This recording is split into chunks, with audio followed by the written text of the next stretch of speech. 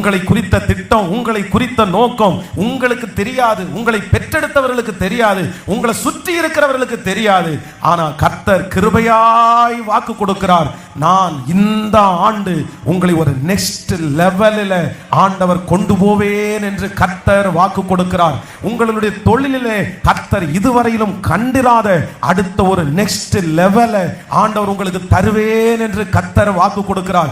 இதுவரையிலையும் உங்களுடைய குடும்பத்திலே நீங்கள் பார்த்திராத அடுத்த நெக்ஸ்ட் லெவலை ஆண்டவர் உங்களுக்கு தருவேன் என்று கர்த்தர் வாக்கு கொடுக்கிறார். ஞானம் இல்லாதவன் என்கிற அந்த பேரை நிறைய பேர் வாங்கி இருக்கலாம், அசுத்தமான மனிதன் என்கிற பேரெல்லாம் வாங்கி இருக்கலாம்.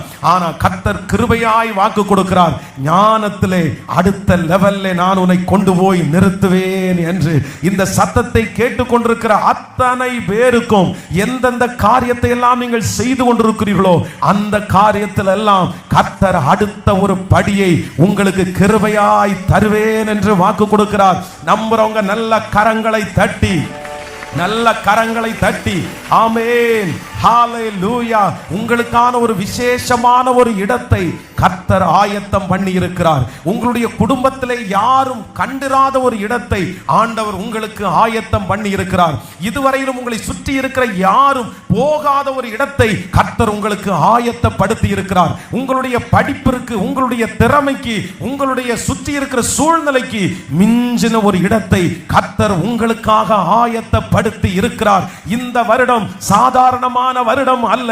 நீங்கள் இருக்கிற இடத்திலிருந்து கர்த்தர் இன்னொரு இடத்திற்கு உங்களை கொண்டு போகிற அந்த வருடமா இந்த வருடம் மாற போகிறது.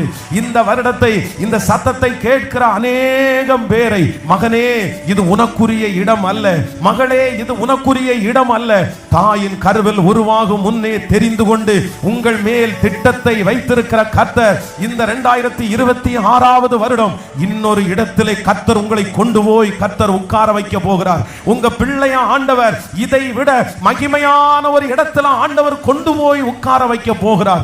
உங்க வீட்டிலே இருக்கிற ஒரு நபரை கர்த்தர் அபிஷேகித்து வேறு விரித்து இருக்கிற இடத்தை விட்டு கர்த்தர் யாரும் அறியாத ஒரு பெரிய இடத்திலே கர்த்தர் உங்க பிள்ளையை கொண்டு போய் வைத்து அதன் மூலமாய் ஒரு ஆசீர்வாதம் தேடி வரும் என்று நம்புறவர்கள், இது தீர்க்க தரிசனமான வார்த்தை, இது தீர்க்க தரிசனமான வார்த்தை.